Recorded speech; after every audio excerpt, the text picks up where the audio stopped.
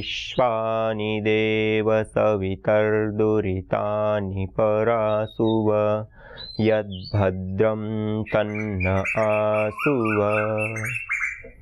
सर्वरक्षक परमपिता परमात्मा को कृतज्ञता पूर्वक प्रणाम करते हुए हम परमपिता परमात्मा के द्वारा प्रदत्त जो देवीय विधा, श्रेष्ठतम विधा यज्ञ कर्म है, उसके विषय में हम चर्चा कर रहे थे। यज्ञ एक ऐसा देवीय कर्म है, श्रेष्ठतम कर्म है कि वह प्रकृति और पुरुष दोनों की साधना है। सामान्य रूप से हम देखें तो ज़्यादातर कार्य एकांगी होते हैं या कम लाभ देने वाले होते हैं या कम पहलुओं के साथ जुड़े होते हैं, लेकिन यज्ञ एक ऐसा पहलू है या एक ऐसा साधन है या एक ऐसी पद्धति है कि वो बहुआयामी, जिसको कहते हैं ना, जैसे व्यक्ति बहुत सारे कार्यों को करने में सक्षम है तो बहुआयामी व्यक्तित्व कहा जाता है। ऐसे ही यज्ञ, हवन, अग्निहोत्र बहुत सारे प्रकारों से हमें लाभ प्रदान करने वाला होता है। इसीलिए यज्ञ केवल मात्र प्रकृति की साधना नहीं, अपितु प्रकृति और पुरुष दोनों की साधना है। विज्ञान को हम देखें तो विज्ञान केवल प्रकृति की साधना है, लेकिन यज्ञ प्रकृति एवं पुरुष दोनों की साधना है। इसलिए आइए हम यज्ञ के बारे में जानते हैं, हवन के बारे में जानते हैं, अग्निहोत्र के बारे में जानते हैं। यज्ञ पंचभूतात्मक यह देह से लेकर के पंचभूतात्मक के संपूर्ण ब्रह्मांड में यह सारी प्रकृति है जो 5 तत्वों से, अग्नि, वायु, जल, पृथ्वी आदि से बनता है, या 3 तत्वों से, सत्व, रजस, तमस, जो मूल 3 तत्व होते हैं, उससे जो चीजें बनी वह है प्रकृति। सत्व, रजस, तम, साम, साम्य अवस्था प्रकृति। सत्व, रजस और तमस तीनों की जो साम्य अवस्था होती है उसको प्रकृति कहते हैं। तो ये 3 गुणों से, सत्व, रजस, तमस से सारा का सारा पंचभूतात्मक यह पिंड और ब्रह्मांड निर्मित होता है, उसको कहते हैं प्रकृति। और पुरुष, पुरुष है चेतन तत्व अर्थात आत्मा, जिसको हम कहते हैं। और यज्ञ हवन करने से जड़ एवं चेतन दोनों के ऊपर प्रभाव होता है, दोनों में सत्व का आदान होता है, दोनों की साधना होती है। इसलिए मैं बार बार इस वाक्यों को, पंक्तियों को दोहराता हूं कि जब हम यज्ञ करते हैं तो एक लाभ नहीं, अपितु शुचि जीव अग्नि सहस्त्रारंभ, हजारों लाभ प्राप्त होते हैं। उसमें से कुछ दृष्ट भी होते हैं, कुछ अदृष्ट लाभ भी प्राप्त होते हैं। प्रत्यक्ष लाभ भी यज्ञ से प्राप्त होते हैं, अप्रत्यक्ष या परोक्ष लाभ भी हमें प्राप्त होते हैं। इस जीवन का भी कल्याण होता है और पारलौकिक जीवन, जो हमारा आगे आने वाला जीवन है, उसका भी कल्याण होता है यज्ञ को करने से। यज्ञ जड़ एवं चेतन दोनों में सत्व का आधान करते हैं। जड़ मानी यह प्रकृति और चेतन अर्थात पुरुष, आत्मा, उन दोनों में सत्व का आधान होता है। अर्थात हम इस रूप में 2 रूपों में देखें तो एक विराट रूप में हम देख सकते हैं उसका प्रभाव।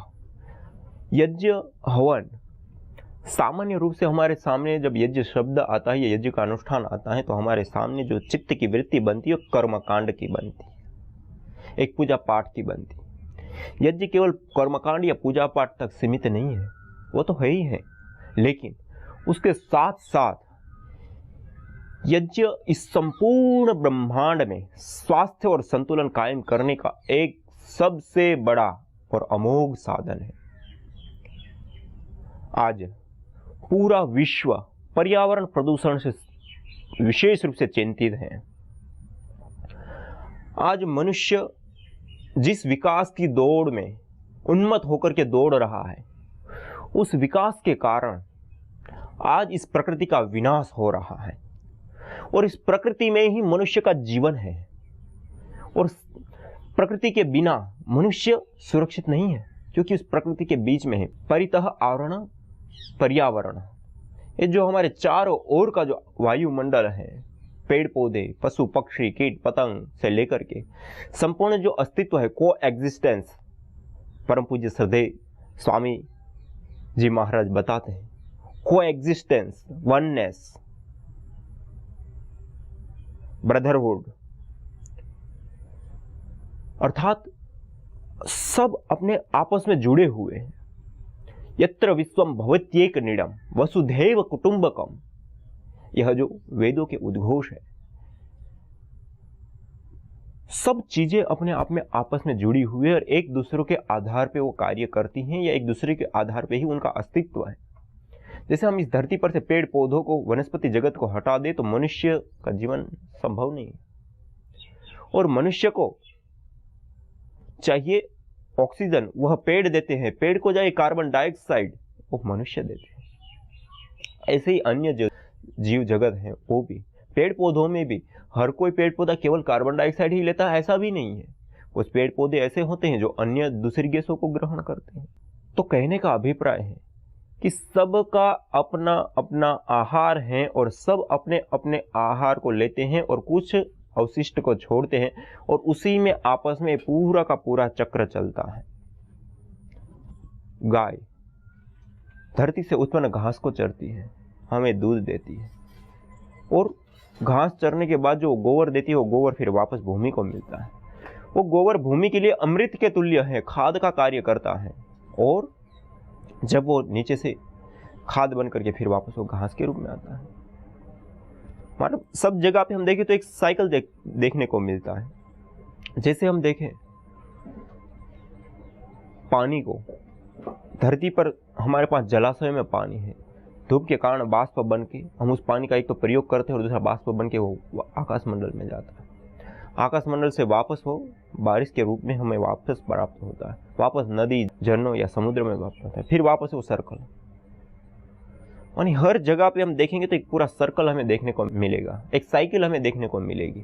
आज वर्तमान में जिस जीवन को हम जी रहे हैं, जिस विकास की अंधी दौड़ में उन्मत्त होकर के मनुष्य ने जो प्राकृतिक यह जो साइकिल थी उस साइकिल को बाधित कर दिया, उस साइकिल को रोक दिया। आज हम अपनी सुख सुविधाओं को बढ़ाने के लिए अंधाधुंध रूप से प्रकृति का दोहन कर रहे हैं। भूमि के अंदर गड़े हुए जो मृत ईंधन है उसका प्रयोग करते हैं, जो धातुएं हैं उसका प्रयोग करते हैं, बहुत बड़ी मात्रा में प्रयोग करते हैं। उसका शोधन, उसका मार्जन और उसका जब प्रयोग में आने की अवस्था तक जब वो आता है तो कई गुना प्रदूषण वो छोड़ चुका होता है, तब हम उसको प्रयोग में लाते हैं। और प्रयोग में लाने के बाद भी कोई 2 महीने, 6 महीने, साल भर, 5 साल में वो वस्तु वापस नष्ट हो जाती है। और प्रदूषण हम सामान्य रूप से भी यदि देखें तो हम अपने जीवन में जो लोहा या स्टील आदि का हम प्रयोग करते हैं, तो स्टील यदि हम 1 टन स्टील का प्रयोग हम करते हैं तो 1 टन स्टील के प्रयोग में लाने तक की जो उसकी शुद्धिकरण और खदान से निकाल करके उसका शुद्धिकरण होता है, तब तक में 700 किलो से अधिक कार्बन रिलीज हो जाता है। 700 किलो से अधिक 1 टन स्टील के उत्पादन में। और हमारे ऋषियों की दृष्टि देखिए, हमारे ऋषियों ने अपना सीधा सादा जो जीवन वो जीते थे उसमें वो अपना मकान बनाते हैं, चाहे वो बैठने का तख्त से लेकर के कुर्सी शेर से लेकर के अपने मकान बनाने से लेकर के सभी जगहों पे वो लकड़ी का प्रयोग करते थे। जंगल में रहते थे, पेड़ बोते थे और उस पेड़ की लकड़ी का फलों को खाते थे और उस लकड़ी का प्रयोग करते। वो एक साइकिल है। हमने जो कार्बन पैदा की, रिलीज की, वह कार्बन पेड़ पौधों का आहार बना और आहार के माध्यम से लकड़ी बन गई। और उस लकड़ी का हम जत्था जहां पे प्रयोग करते हैं वो हम एक रूप से लकड़ी का प्रयोग नहीं, अभी तो कार्बन का प्रयोग ले रहे हैं, अर्थात वायु को हम शुद्ध कर रहे हैं। 0.117 ग्राम कार्बन होती है 1 घन मीटर हवा में, और हम 1 घन मीटर लकड़ी का यदि हम उत्पादन करते हैं तो उसमें 250 किलो कार्बन समा जाता है। कितना? 1 घन मीटर लकड़ी के उत्पादन में 250 किलो कार्बन समा जाता है। और 1 घन मीटर, 1 घन फीट वायु को यदि हम ले तो उसमें 0.117 ग्राम कार्बन होता है। अर्थात यदि हम 1 घन मीटर लकड़ी का उत्पादन करते हैं तो 14 लाख घन मीटर से भी अधिक वायु को हम शुद्ध कर देते हैं, पवित्र कर देते हैं, उसके अंदर से कार्बन को अवशोषित कर लेते हैं। यह देखिए कितनी एक खाली विचारधारा के आधार पे हम देखें तो ऋषि मुनियों की विचारधारा कितनी साइंटिफिक और प्रकृति के साइकिल को देखते हुए थी, और आज के साइंटिस्ट वैज्ञानिकों की जो विचारधारा और विकास की दौड़ में अंधे उन्मत्त मनुष्य की जो विचारधारा है वह भूस्खलन करके पहले तो भूमि को खोखला करके भूमि से वो निकालता है धातुओं को, फिर उसके बाद उसको तो खोखला कर दिया, प्रकृति को तो नष्ट किया, उसके साथ उसको जब शोधन करता है उसका, और प्रयोग में लाने की अवस्था तक जब वो आता है, तब तक में 1 टन स्टील से 700 किलो से भी अधिक कार्बन रिलीज हो जाता है। अर्थात कार्बन फुटप्रिंट बढ़ा देता है, वायुमंडल को अशुद्ध कर देता है, वायुमंडल के अंदर तापमान को बढ़ा देता है। और ऋषि मुनियों ने लकड़ी का प्रयोग किया। हम जो भी छोड़ते हैं वो पेड़ पौधों ने लिया आहार। एक तो हमें फल भी दिया, फल के साथ साथ छांव भी दी, छांव के साथ साथ हमें ऑक्सीजन भी दी, उसके साथ साथ लकड़ी भी दी। और उस लकड़ी में उन्होंने पर घन मीटर लकड़ी में 250 किलो कार्बन को अवशोषित कर लिया, और उसका प्रयोग हमने खुर्ची, टेबल, मकान बनाने में कर लिया। तो ये कितनी सही विचारधारा है। इसीलिए हमारी परंपराओं में हमें एक लोकगीत बहुत ही ज़्यादा प्रचलित सुनने को मिलता है, जीते भी लकड़ी मरते भी लकड़ी, देख तमाशा लकड़ी का। यह जो लोकगीत है वह सामान्य बात की ओर हमें इंगित नहीं करता, एक बहुत विशेष बात की ओर हमें इंगित करता है, या विशेष बात की ओर हमारा ध्यान दिलाता। हमें इस संस्कृति को अपनाना चाहिए, इस संस्कृति की ओर हमें आगे बढ़ना चाहिए, इसकी ओर हमें कदम रखना चाहिए। तो उसी से ही हम इस प्रकृति का संरक्षण कर पाएंगे, प्रकृति का जो साइकिलिंग सिस्टम है उसको हम सही कर पाएंगे, और हम भी लाभान्वित होंगे और प्रकृति को भी लाभान्वित कर पाएंगे। ऐसा है यह साइकिल। और यही साइकिल हमें देखने को मिलता है यज्ञ में।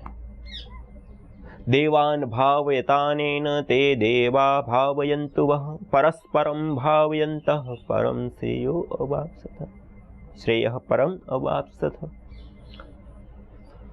हम जब यज्ञ हवन अग्निहोत्र करते हैं, देवान भावयतानेन ते देवा भावयन्तु वः, हम जब यज्ञ हवन अग्निहोत्र करते हैं, अर्थात हमारे पास देवान भावयतानेन ते देवा भावयन्तु वः परस्परम भावयन्तः श्रेयः परम अवाप्स्यथ।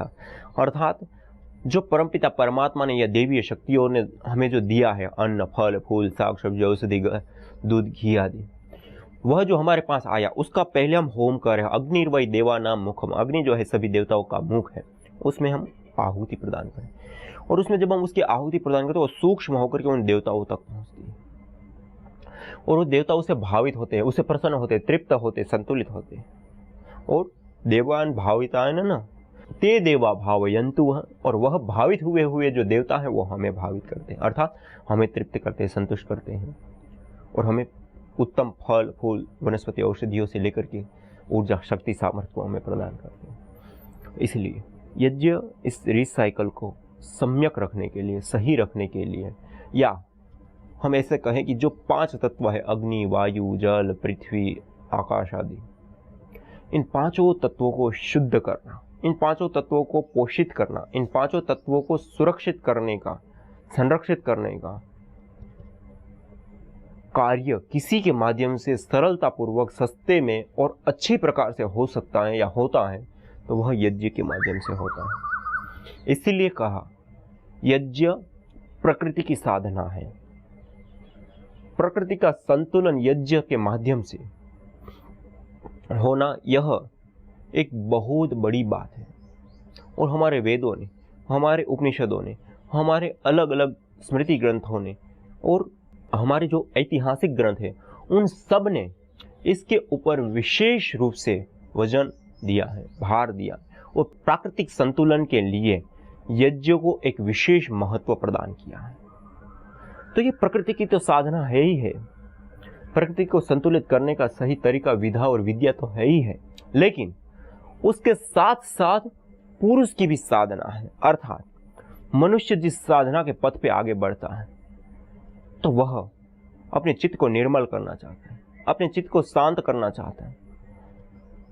जैसे हम योग विद्या को देखें, तो योग विद्या में जो बाधक तत्व गिनाए गए, व्याधि, त्यान, संशय, प्रमाद, आलस्य, अविरति, भ्रांति दर्शन, अलब्ध भूमिकत्व, अनवस्थितत्वानि, चित्तवैक्षेपास्त्यंतराय, ये सारे अंतराय हैं समाधि को प्राप्त करने के बीच में आने वाले जो बाधाएं हैं।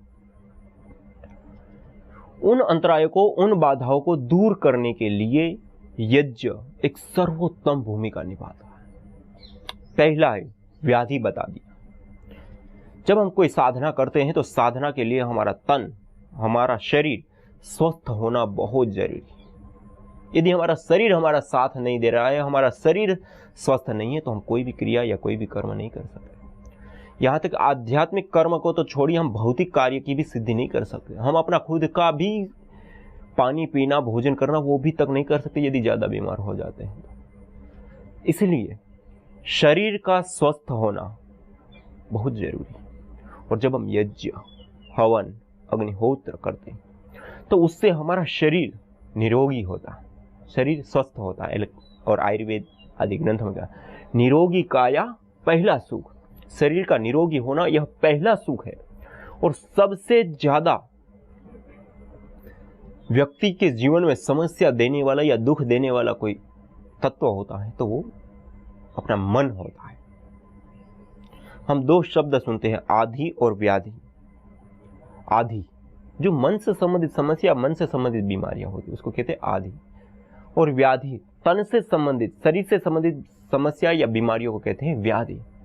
आधि और व्याधि दोनों से मुक्ति दिलाकर के समाधि से युक्ति करा देने का साधन या समाधि से युक्त करने का साधन, विधा या विद्या कोई है तो वह है यज्ञ, वह है हवन, वह है अग्निहोत्र, वह है होम। जब हम यज्ञ करते हैं, हवन करते हैं, अग्निहोत्र आदि क्रियाएं करते हैं तो उससे जो ब्रह्मांडीय ऊर्जा है, जो कॉस्मिक एनर्जी है, उसका अवतरण होता है। देवीय शक्तियां यज्ञ वेदी के चारों ओर, जिस घर में यज्ञ होता है वह घर ऊर्जावान हो जाता है, देवी शक्तियों से युक्त हो जाता है, देवालय बन जाता है। देवालय अर्थात क्या होता है? देवालय मानी जहां देवताओं का वास होता है। जैसे जहां पर देवताओं का वास होता है उसको कहते हैं देवालय, और उस जहां पर यज्ञ होता है वह स्थान हो जाता है देवालय। अर्थात जिस घर में नित्य प्रति यज्ञ होता है वह घर, इसलिए वेदों ने भी कहा हिरण्ययम, वह घर कल्याणकारक, शुभकारक, उन्नतिकारक, लाभदायक हो जाता है, देवी शक्तियों से युक्त हो जाता है। और उस घर में जब हम निवास करते हैं, उस घर में जब हम वास करते हैं, उस घर में जब हम रहते हैं और हम यज्ञ की उपासना करते हैं, यज्ञ करते हैं, हवन करते हैं, अग्निहोत्र करते हैं, यज्ञ जीवन जीते हैं, तो निश्चित रूप से हमारी तन की और मन की दोनों समस्याओं का समाधान करते हुए हमें समाधि से युक्त करने का कार्य इस यज्ञ विद्या, यज्ञ जीवन शैली करती है। इसलिए अग्निहोत्र जीवन शैली, यज्ञ जीवन, यज्ञ जीवन शैली, यह एक ऐसी साइंटिफिक, वैज्ञानिक और सार्वभौमिक है। कोई भी इसको अपनाता है, कोई भी, वो सब इससे लाभान्वित होते हैं। जैसे हम हर कोई व्यक्ति, चाहे वो कोई भी मत पंथ संप्रदाय का हो, कोई भी उम्र का हो, कोई भी देश में रहने वाला हो, कोई भी विचारधारा को मानने वाला हो, या अमीर हो, गरीब हो, कोई भी हो, हर कोई मनुष्य इन 5 प्रकृति के तत्वों के बीच में जीता है। अग्नि, वायु, जल, पृथ्वी। एक ही जल को सब पीते हैं, एक ही वायु में श्वास लेते, एक ही धरती पर विचरण करते, एक ही वायु आकाश मंडल के नीचे हम बसते हैं। और इन्हीं 5 तत्वों को शुद्ध करना, पवित्र करना, ऊर्जावान बनाना, शक्तिशाली बनाने का जो कार्य है वो यज्ञ के माध्यम से होता है। इसलिए यज्ञ पंथ निरपेक्ष है, इसको हमें समुदाय विशेष में बांट करके नहीं देखना चाहिए। जो करेगा वो पाएगा, आप करोगे तो आप भी पाओगे। जैसे हमारे शरीर में व्याधियां हो जाती है, बीमारी हो गई, अब किसी को भी कैंसर हो गया, किसी को बीपी की प्रॉब्लम हो गई, शुगर की प्रॉब्लम हो गई, या और भी कोई प्रॉब्लम हो गई, किडनी फेलियर हो गया, या और भी मानसिक रोग हो गए, वह व्यक्ति कहाँ जाता है? हॉस्पिटल में। सब लोग हॉस्पिटल में जाते हैं और सब लोग एक ही दवाई को खाते हैं, एक ही ट्रीटमेंट को लेते हैं।